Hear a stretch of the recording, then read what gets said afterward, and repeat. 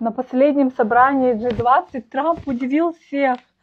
Он сказал, что распускает G20, G7, и теперь будет Core 5, который будет состоять из 5 стран: США, Россия, Китай, Индия и Япония. И он просит, чтобы 4 страны вышли из Евросоюза. Это Италия, Венгрия, Австрия и Польша.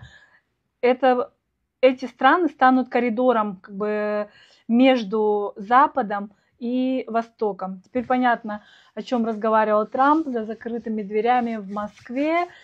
И